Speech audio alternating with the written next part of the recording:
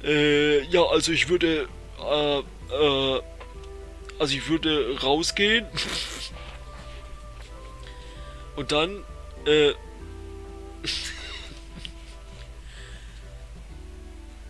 will ich erstmal in der Bäckerei klauen. Dann gucke ich nochmal die Kassette an. Ja,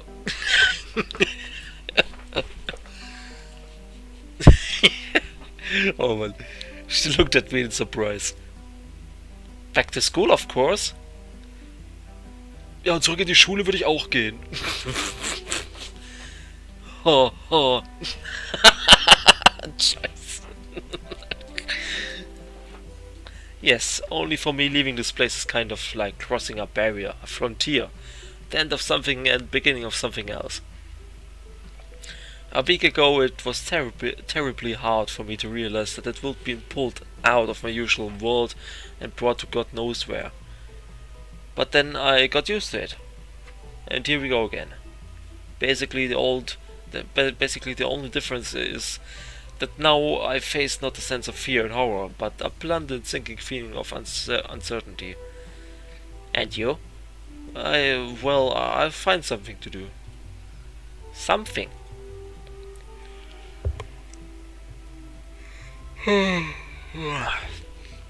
She burst into peals of laughter. Yeah, what's the matter? You should have gone to a circus school to be a clown. Why? One can't help laughing when looking at you. But why? You always act like some kind of a martyr, a new messiah for all the Russians. Well, there was quite a bit of truth in her words. I have more reasons, I mumbled and turned to face the window. What reasons? Various. Why are you so curious? Have you forgotten that I'm a child? She grinned archly. Well, half an hour with you is like a terrible torture for me. Look who's talking. You're just one really nasty-tempered person. What makes you think so? You're always deep in soul-searching, trying to find out something, analyzing everyone around you. I gave Ulyana an amazed look. I would never have expected such a little girl to be capable of such major judgment. And that's it. At the very least, I know how to behave myself, and I don't end up grounded. It's a matter of chance, she grinned. Yeah, sure. If last night... She stopped short. Last night what? Nothing. No, finish what you started. She just opened her mouth when steps were heard behind the door, and a second later Olga entered the room. Ah, there you are, that's even better. She seemed confused and lost for words. Well, I reconsidered this morning's incident. It's not like it became much clearer, but it doesn't look like a big deal. So, Ulyana, you're officially not grounded anymore. If only you did that right from the start, I muttered. Did you say something? No, nothing. The patsche coming. Time to pack your stuff. Saying that, she left the cabin. Now you see how it all turned out? Yeah, I sighed. Are you going to pack? Yeah, I guess. And you? It's not like I've got much to pack. Indeed, it was the truth. Care to help me then? Okay, sure, why not? She started to... She started to pull her clothes out of the of the cabinets and stack them on her bed. Watch it, you'll mess up everything. It's okay, I washed them at home. T-shirts, skirts, shorts, dresses, shoes, trainers, underwear.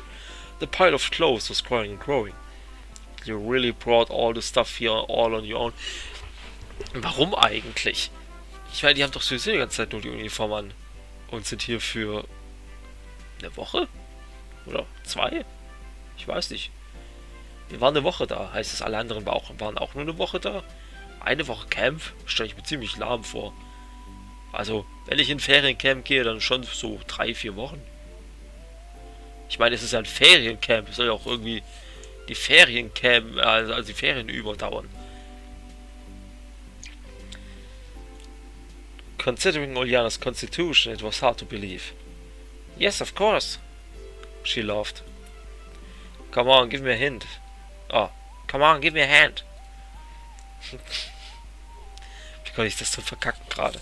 We started to pack up the clothes in our big bag. I tried to pack things carefully at first, but after realizing that it's pointless, resorting to just stuffing everything in it make it all fit. At last, there were no more clothes on the bed, and even somehow managed to zip up the bag. So, that's it? Yeah. I looked at the clock. It was about 40 minutes till departure time. You know, it was fun. Meaning? Well, the last week was fun. Ah, yeah? I said absent-mindedly. Don't you think so? Why? I sounded sort of insincere to me. Well, I must admit that I'm not exactly walking on air, yeah. But what didn't you like? It's not like I can spit out everything at once. You see, a few moments were, how can I put it, a little unexpected. Blah, you're so boring, said Ulyana and turned away from me. Well, what did you expect from me? You sound like you've got absolutely nothing to remember later. Yeah, there sure is plenty to remember, I gleamed. Yep, that's what I'm saying. She looked closely at me. That made me a bit uncomfortable. What now? And me? Will you remember me? Sure I will. Everyone. Everyone. And you most of all. I saluted, springing up to attention with my hand over my heart. That's better. However, do I really have something to remember about her? Yeah, we had a lot of adventures, but who is Ulyana for me? Just a nosy kid from another reality. On second thoughts, do I really care that much about my situation now? From the very first moment I appeared here, everything changed tremendously. So right now I was just curious what's going to happen next. Sure, the unknown is not the most pleasant perspective, but I must admit that it's a breathtaking one. Whether I will return to my world or not is not up to me anymore. It means that I don't really have any choice. I have to adapt to local living conditions.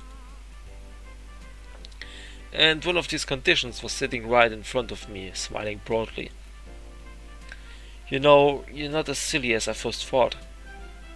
Why would you think I'm silly in the first place? She said in an offended tone.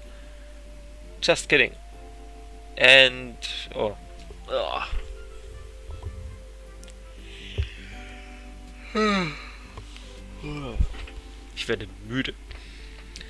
You and your jokes. Alright, it's time. Let's go. Ulyana said happily and pointed at the bag. Yeah. I shouldered her belongings.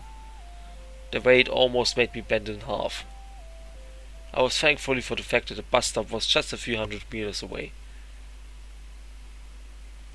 I shoved the stuff onto the bus and then hurried to get my own humble luggage. After some time all the pioneers were here.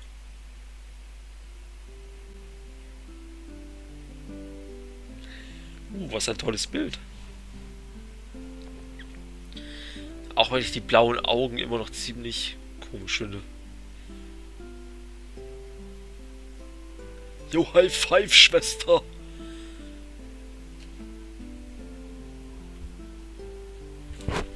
That fucking smirk face. Jesus. Das nenne ich mal Pointy Boobs. Mhm. Warum ist eine Fingernagel hier blau? Ja, gut. Everyone is here? Began Olga. You're leaving our camp today, and I would like to tell you something in parting. She was visibly nervous and desperately lost for words. I hope that you all remember the time you've spent here for a lifetime, and that you will retain only pleasant memories about Sovyanok. I also hope that you became at least a little bit better, managed to learn something and found new friends. Just come back next year. The camp leader turned away. It seems she was trying to hold back her tears. I wasn't expecting her to get so emotional, but I completely agreed with everything she said. Perhaps it was the first time that her words haven't just passed my ears. Huh?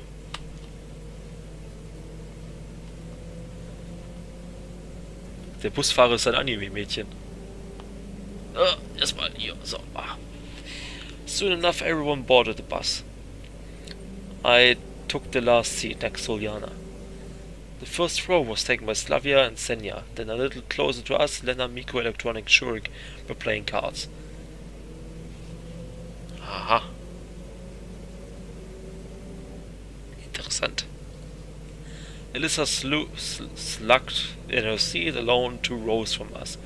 There was no partner for her. It turned out a bit embarrassing for you, neighbor. Pfft. It's fine, you helped me to get ready and brought my stuff here. I looked at her closely. It seems this little demon had changed her attitude towards me in a radical way. Could it be that I'm a friend to her? An odd word that seemed to have lost its meaning for me ages ago. I can't recall any of my acquaintances, but I still had them, who I could call friends. Maybe even back when I was at school. And now someone considers me a friend. Anyway, what does it all mean to me? I always felt more comfortable thinking about abstract stuff. Distant perspective and global matters than of simple, ordinary issues. And indeed, during all the time I've spent in this camp, I've managed to become close friends with Ulyana. She awakened these long-forgotten feelings in me. Because this is what it means to be buddies or friends. I smiled and tousled her hair gently. And what's that for? She puffed her lips. Ah, Lips, der Anime. Was ist das für ein Bild? Sieht aus wie aus Girls und Panzer. Just because. Pervert. Will you marry me when I grow up? Sure. I'll hold you to that. Okie dokie. Let's go join them at cards. Why not? We gathered around the suitcase that was... The suitcase. Kennst du schon den neuen Anzugskäse? Oh, er schmeckt so vorzüglich. That was being used as a table. Soon, Elissa joined us. I was laughing a lot, cracking jokes and just enjoying being in a state one usually calls happiness. A simple happiness here and now. Right now, this bunch of pioneers that I've managed to befriend in this short week were a million times more important to me than finding out how I came to this world and how to get out of here. In the end, I shouldn't even bother trying to get back. Huh? What the fuck, dude? Oh Mann. Was hat die da? Keine Ahnung. It was getting dark. The game was long over and the pioneers had to return to their seats. I had no idea how long would it take to get to the district center, but it seemed like an eternity. From beyond the bus windows, only pitch darkness was looking back at me, almost consuming the entire world, compressing to only the size of the Icarus cabin.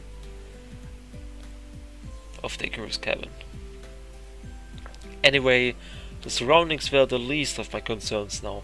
I was enjoying the moment. It seems that this reality is completely normal. And does it really matter how I got here if things turned out as great? I became another person and met new friends.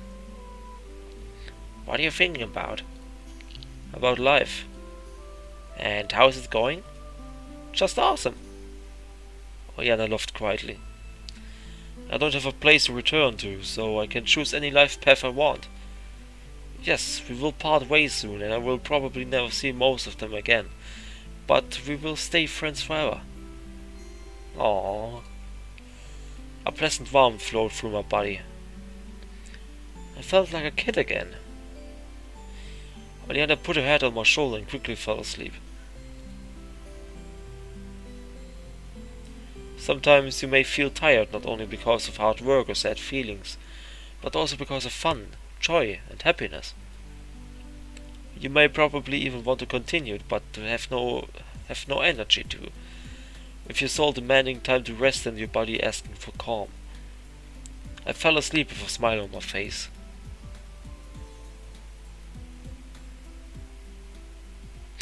Oh dude, here we go again.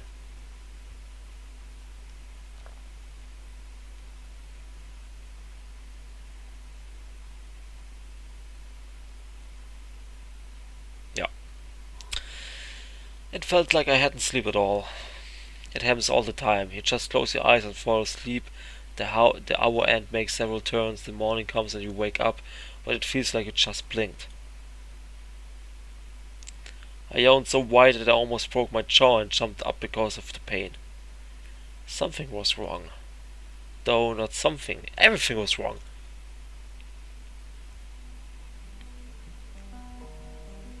Ha, die Lauerhöhle.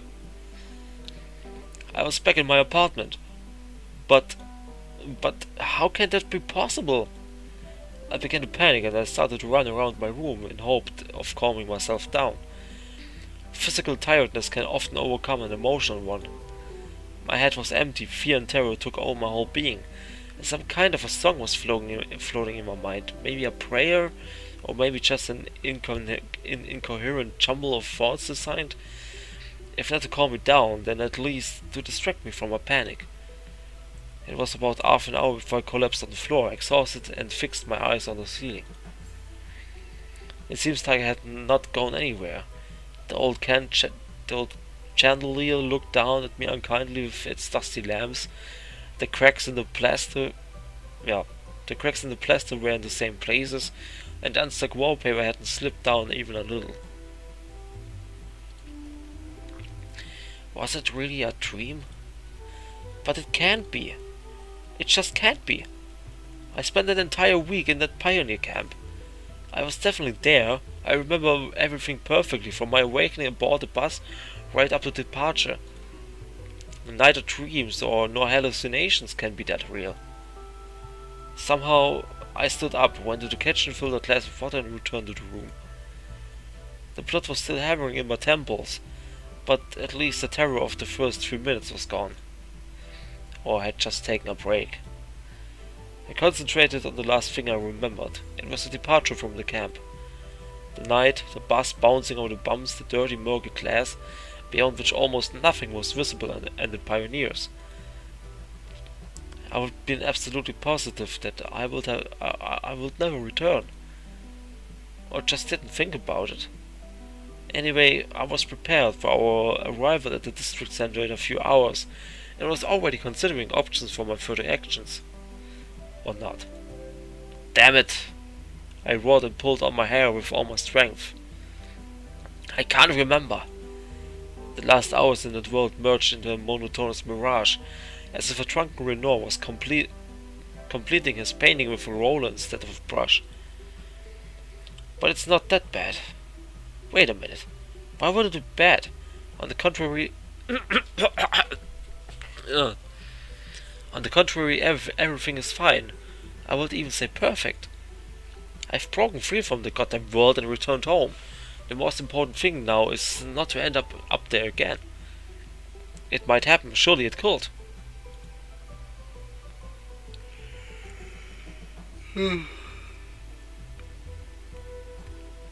But it might not happen as well. Yeah, indeed I have nothing to worry about now. Everything will be fine. Obviously, I was just seeing things. Exactly, I was seeing things. It doesn't matter that everything felt that real. Something like that just can happen. It can't. I claim with all due confidence that it just can't. Modern science claims it's impossible, not allowed. I laughed loudly. An inner voice tried to stop the verbal diarrhea spouting from my mouth, but it didn't succeed.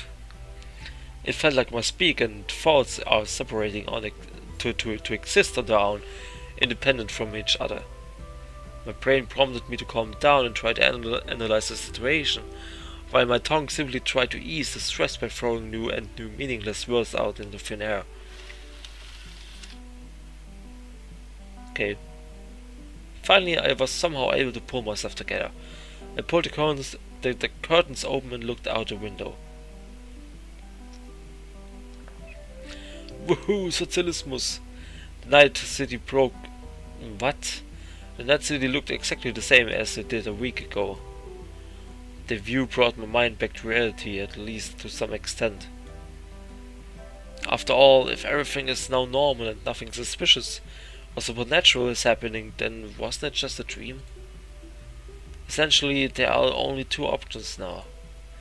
I can agree that it was just a dream and calm down, or I can trust my own feelings and accept the camp, but the bus and the pioneers were real. Either way, whatever I choose, I won't get any answers. It's funny, I was looking for these answers for a whole week, or at least pretending to, and found nothing. But I broke free from that weird world anyway, and what now? The enigma remains and additional questions have surfaced. In the end I was exhausted and fell onto the bed. In a few seconds I was snoring blissfully. Kann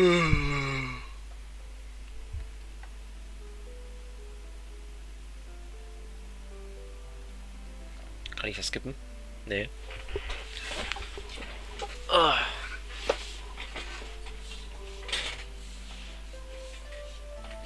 Much time has passed from the moment I came back from Sovianok, and a lot has changed in my life. The first week I was racking my brains trying to summarize in detail everything that had happened, creating graphs and diagrams, writing to forums discussing paranormal phenomena. Wow, der war tief. I even planned to visit a psychic. In the end it resulted in nothing, just as one would expect. It's no wonder. I was just a human being, but these events obviously were the affair of a supreme mind. If a caveman found himself in the early 21st century, even he would understand more than me. Well, at first you would think that a cell phone that transmits someone's speech thousands of kilometers away by the will of God is a miracle. But one can get used to it. Maybe if he completed secondary and higher technical education, he would even be able to understand how mobile communications work. It's a basic, exaggerated example, just as unreal as everything I experienced. I'm unlikely to ever understand how it worked or who was behind it, and I doubt that I could get used to it, if it were to happen again. But one question troubled me ever since. Why? Why me? What did I, or did I not, do to deserve this bad or good luck? Sure, in science fiction novels, wonders often occur to quite ordinary people, but that was just a matter of chance. But it was absolutely positive that these events have occurred for some reason, just like random science fiction hero who traveled 1,000 years forward in time, leaving him in the wrong time and place. But in the future no one knew him.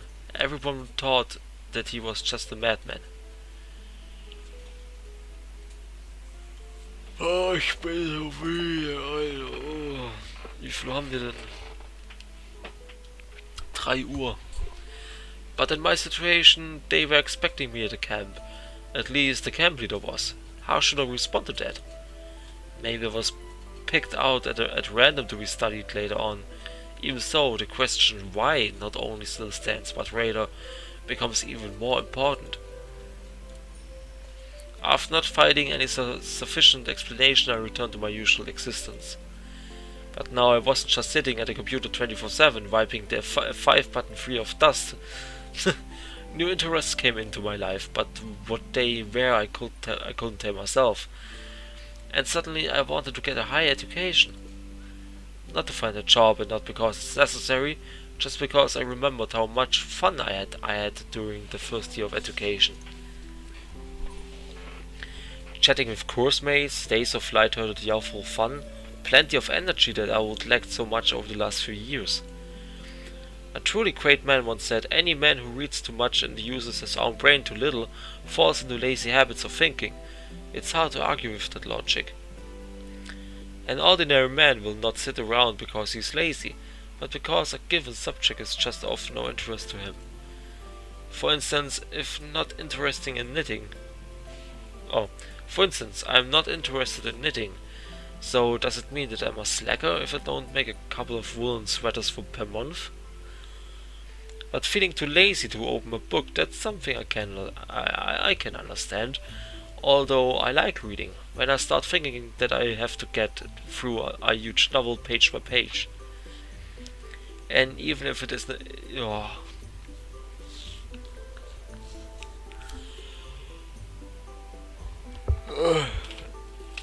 Ich habe hier noch in der Sportschokolade Nougat. Vielleicht verklebe ich etwas auf. How? And even if it's interesting, even if it solves me so completely that I can't turn away,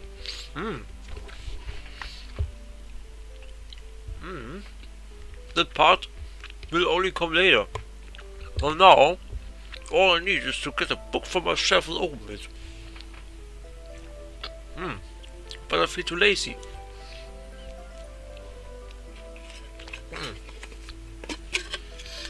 I don't know what exactly influenced me, but about half of the time, instead of the 5 to 10% of it from before, I was occupied. Oh my god. So geht das schon mal gar nicht.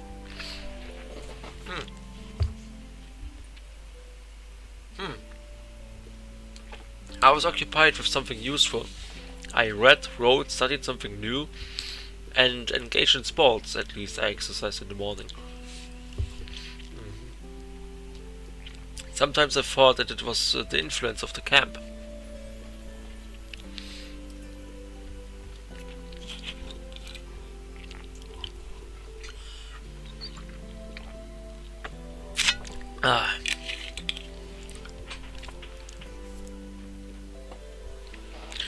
One can't rule out that possibility. For all 7 days there, I was participating in social activities, verbal communication with others, in amounts that before would have caused terror and severe introversion in me. On the other hand, it's not so easy to change one's personality in a single week, especially for someone as stubborn as me. But it is easy to point them in a new direction, show them a guiding line. However, I would never believe that it would be possible with me. Anyway, I enjoyed these changes so much that I tried not to think about their causes. What the hell? Nobody would worry about the why if he managed to hit the jackpot by betting his last pair of trousers. In summer, I re-enrolled at the university and studies started in autumn. Time passed. I eagerly attended lectures and seminars and studied for tests and examinations with a level of enthusiasm that I wouldn't have expected for myself. I managed to become a part of a group with so surprising ease. Although I was older than most students, it didn't trouble me. Maybe it's because of my natural immaturity or changes in personality, I didn't know for sure. Most likely the answer is somewhere in the middle. The joy of communicating with people lost many years ago returned. It was easy to get along with others. The problems didn't seem too distant and trivial to me. Normal life, which before I had considered just a grey depressing mass, started to shine with new colors. Sometimes it seemed to me that it will turn into a doll, became one of a billion identical tin soldiers standing in straight rows on a shelf in a toy shop. But in this shop, apart from the glowing showcase that sparkled with fancy writing describing new scenes and offers and Christmas discounts, was a storage, where all the defective products were thrown. A teddy bear without a paw, a firefighter's truck in need of a mechanic, A transformer who looked more like a microwave than a mighty robot, jigsaw puzzles which assembled into trippy postmodernist pictures. My place used to be among those broken toys. And while some of them could take refuge in charity drives or an orphanage, my only fate was being dumped and recycled again. So I couldn't help enjoying such changes in my life.